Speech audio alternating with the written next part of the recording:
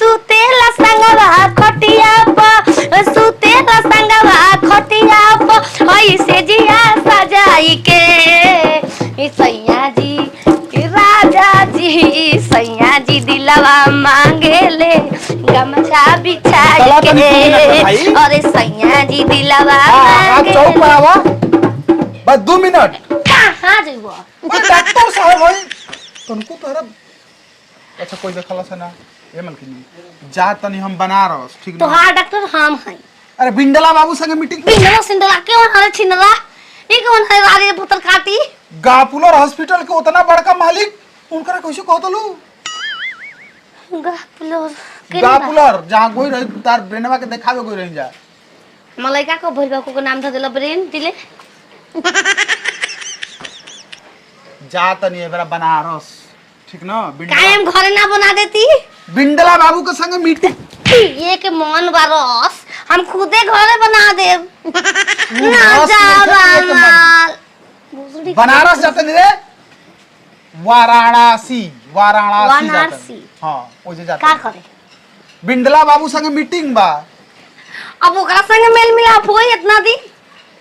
अब हमरा से पेट भर गेल छिनरो तू हॉस्पिटल में नीचे एबारा मत जी हम रही ना तो संभाल के तो के लेके आई ना नीचे मैबाना कंप्यूटर क्यों ना जाऊंगी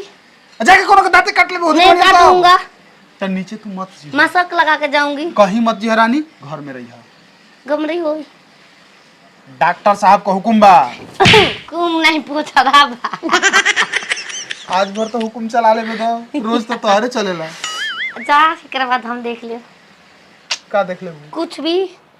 तू काहे के त देखा हम माही के देखा दे तू काहे के त दे नाच का सिखा दे जाके बिंडलवा के नाच देखइबा हमरा मर्द हो बिंडला सिंह मर्द काहे ना मर्द होला केहू तोरा से काम उमरत नहीं माथा के दर्द बाटे राजा जी उमरत नहीं माथा के दर्द बाटे राजा जी उमरत नहीं माथा के दुनिया में टोटल जितना मतलब मेल होला उ सब मर्दे कहाला मेल मेल मेल मिलाप हमू करम तू जाना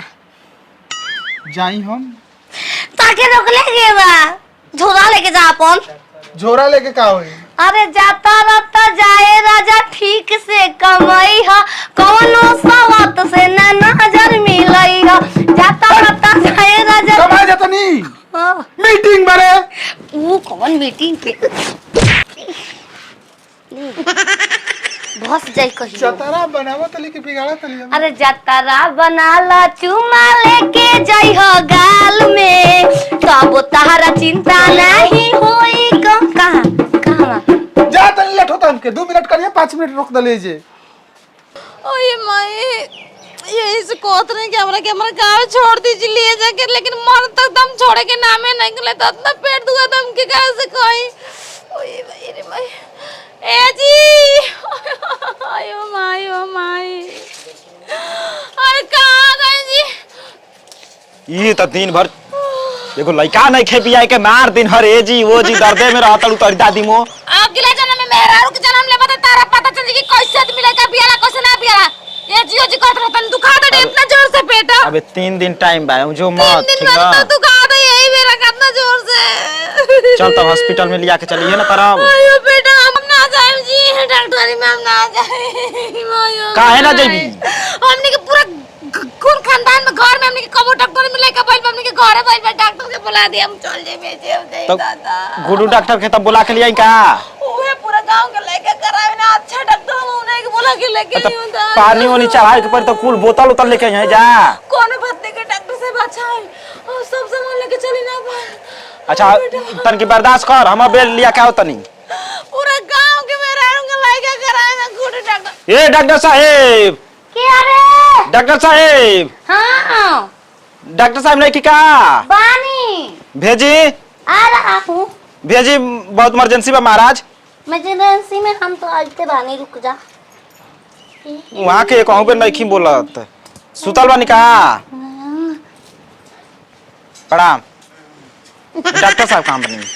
ये लोग बताइयो तो डॉक्टर है हम वहां के कहां बानी वहां के वहां बानी वहां के बानी रुको एक काम करो मैं अथु लेके आती चुप कथु अरे डॉक्टर साहब से काम रहला ए मैडम जी इहो जाके सूत जइहा का घरवा में हमार मेहरारू ने परेशान बिया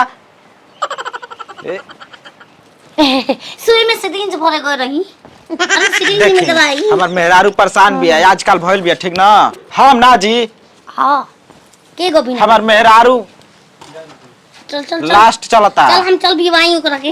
दिवाली के जानी ला तब का हम कितना विवाह देनी हां दाल के निकाल देम बोरी ओकरा के ए महाराज कुल काम मत करब हमार मेहरारू के खराब कर दे का रहुआ चाहिए अबे औरी गजब रहुआ बानी डॉक्टर साहब से मत चल चल भोसड़ी मैं ठीक करूंगा उसको विवाह दूंगी चल चलो चल कोनो दिक्कत होई ना तो फिर अब देखब ए डॉक्टर बाबू अरे ए डॉक्टर बाबू देवे दी दवाई ए डॉक्टर बाबू दे दी दवाई बियाए वाली बियाई हमरो में हारू ए डॉक्टर बाबू का तू हम दुख में बानी गाना गवाता झोरा झकड़ लेनी झोरा झकड़ मैं चीज में है सब मेरे हाथ जादू चलने वाला ओकरा खून पानी के कमी में खा मैं खून दे दूंगी अपना इतना मैं ताकतवर हूँ रुआ भगवान बानी अब हमरा विश्वास भइल कि रुआ बचा ले हमर मेहरा भगवान को के हमरा के सोचो तो लकी पत्थर बना के पूजे लागो तो रावण के माई लेखा रुआ हंसतनी मत हंसी वैसे आई पहले चलो आई आई आई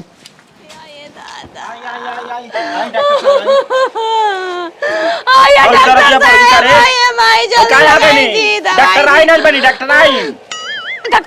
चलो नहीं चल चेक करी ता चेक करी पेट पर डॉक्टर आई बहुत दुखाता जी बहुत दुखाता पेट तो मैंने से देखी ता बेरा होई का पेट दुखाता जी कौन है क्या दुकान रुके तोरी दादी मो कमजोरी बड़ी 4 दिन से बा ओ एक जान त नहीं अगला बिना परेशान बा हो अगला बिना अरे सजाइले 3 बेर हक देलास आया अरे ये जा चेक कर माई के भोसर हो हैं बोल में घाव होला त मुंह में दवाई खा लो त मुंह ना चेक कर ए महाराज पेट चेक करी ढोणी के तर चेक करी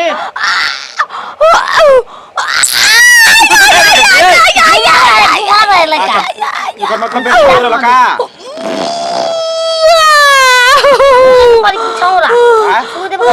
मुड़ रे मुड़ तो मुड़ 3 बेर अल्ट्रासाउंड कराई नहीं कहू बेर ना बता इसकी बेड़ी छाप अरे लगे मुड़ जा तो दादा अरे एकरा के फसारा है तरे उल्टा कबो ने खकैले एकरा के कबो काहे काला उल्टा सीधा तो हम कुल कइले बानी पीर करावा इधर हो गया इधर अरे पड़वा